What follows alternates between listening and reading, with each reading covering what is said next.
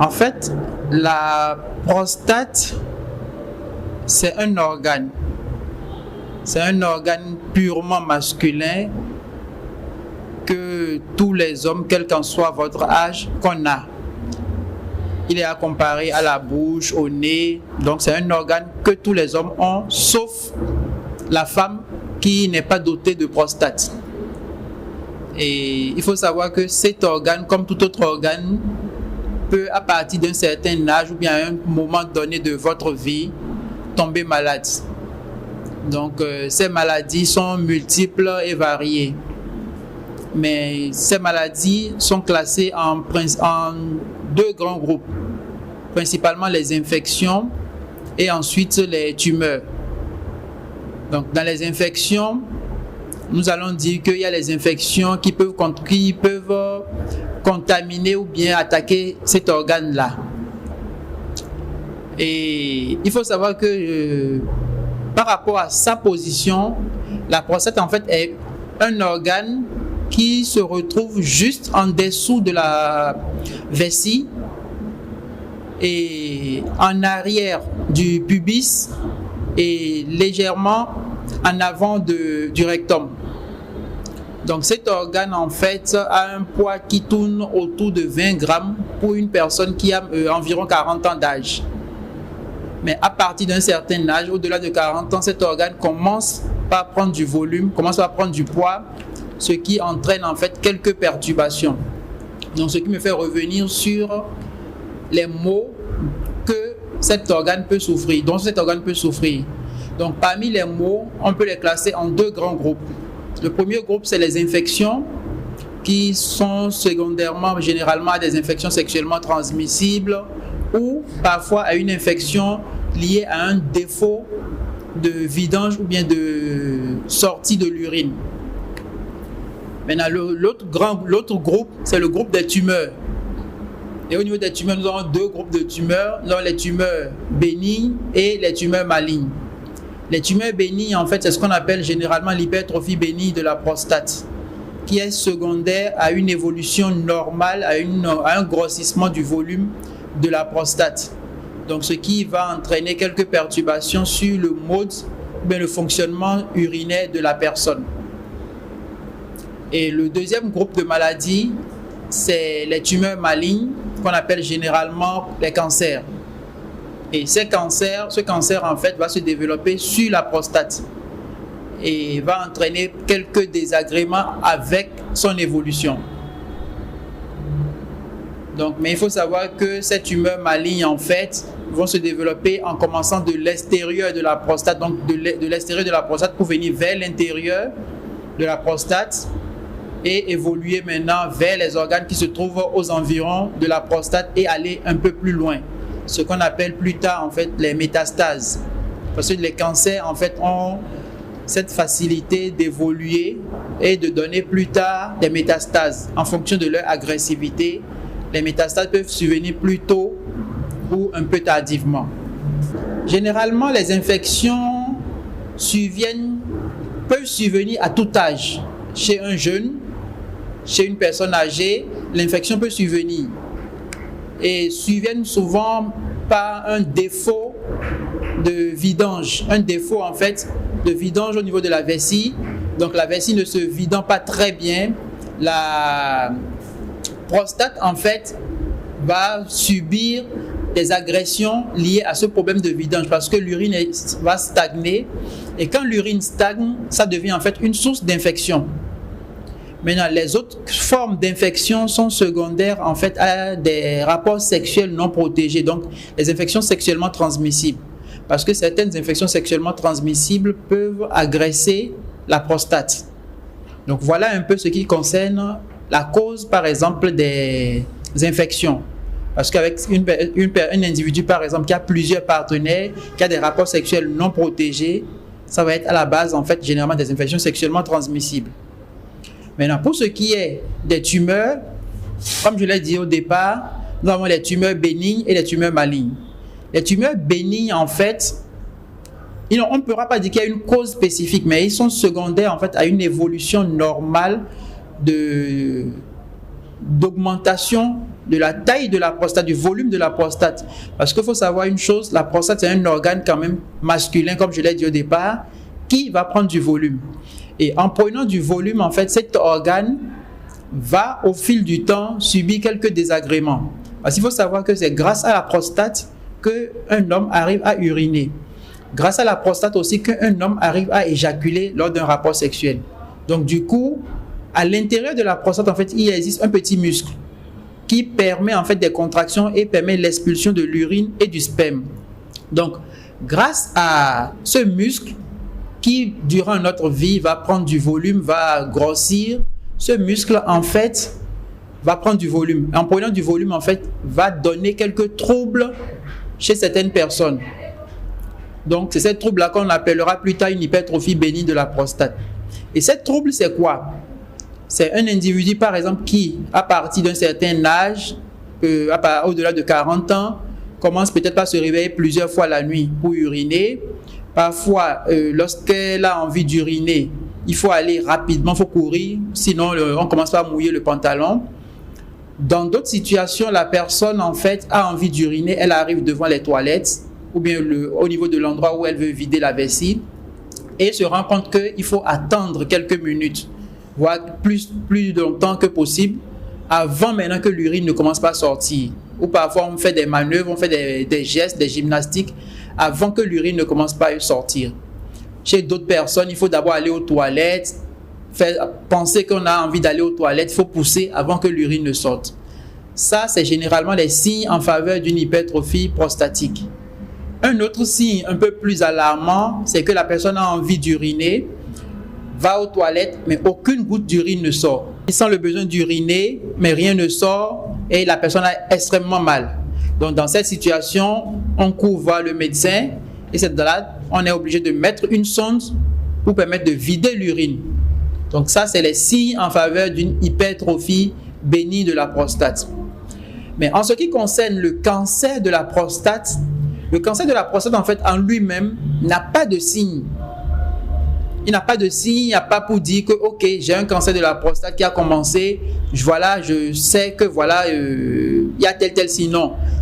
À plus de 70 voire 75% des 75% des cas, il n'y a pas de manifestation. Mais lorsqu'on a de manifestations, c'est que le cancer en fait a déjà eu le temps d'évoluer.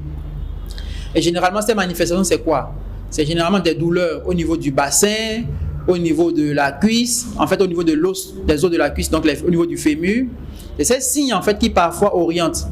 Ou dans d'autres situations, une personne qui est un peu âgée peut-être, ou bien voire à partir de 50 ans, commence en fait par vous dire, bon, depuis un certain temps, j'ai des difficultés à marcher, je sens des crampes, je sens des fourmillements, mon pied est lourd.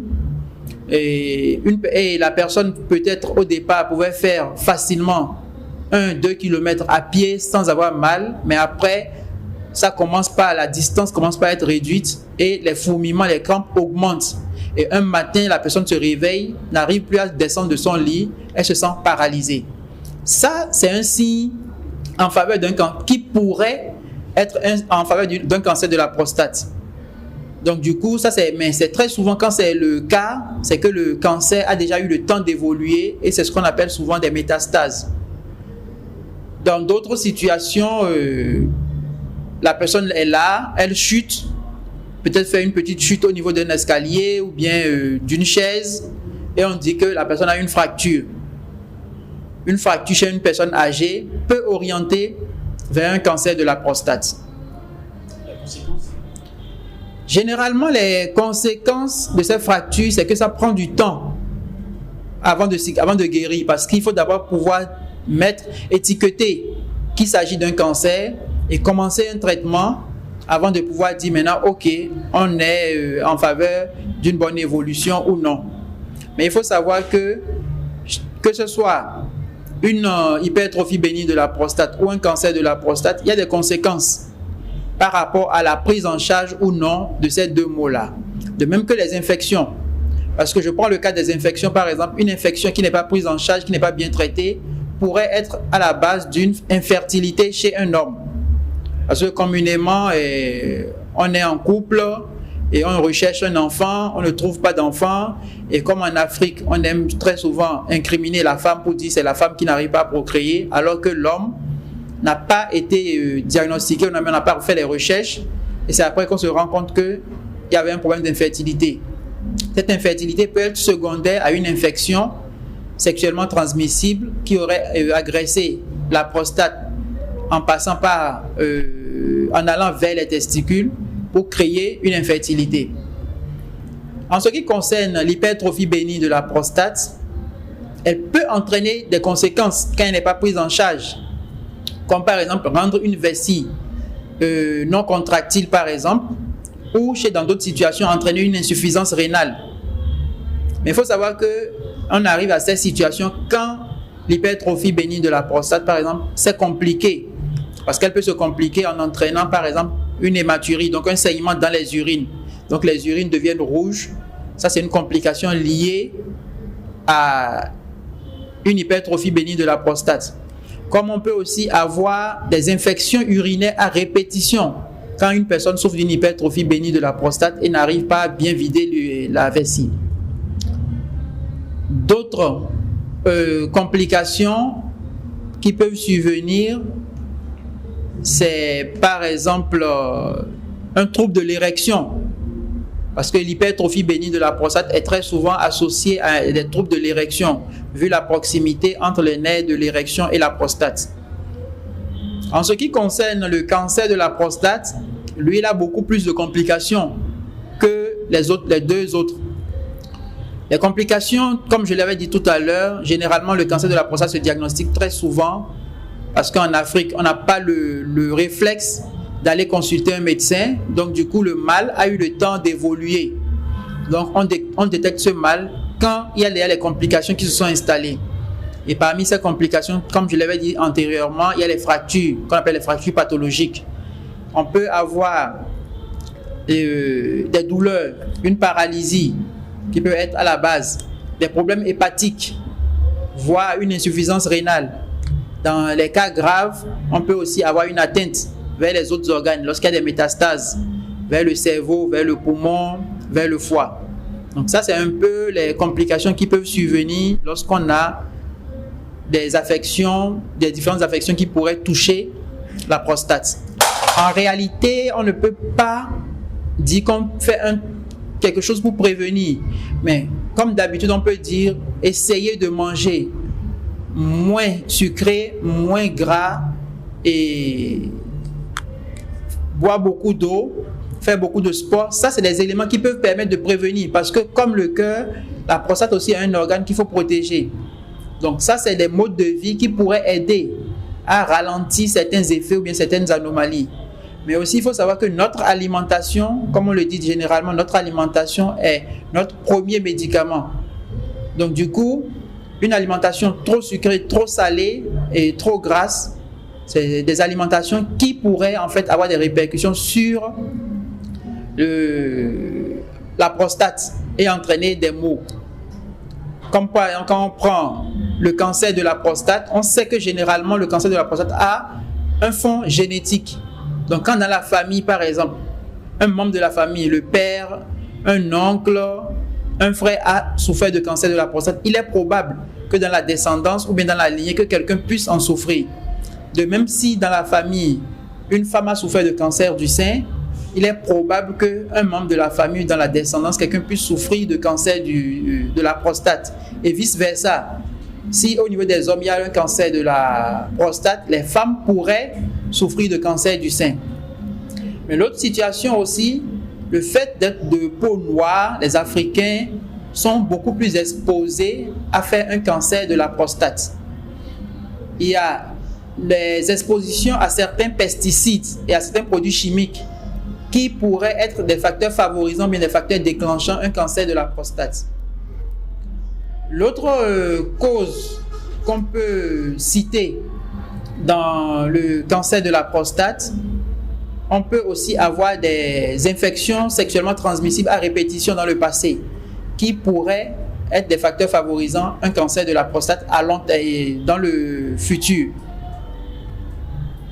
brièvement, voilà, on a aussi une alimentation, comme je l'avais dit antérieurement, une alimentation trop grasse, parce qu'on a une alimentation trop grasse actuellement. Ça fait que une alimentation riche en graisse favoriserait aussi la survenue de cancer de la prostate.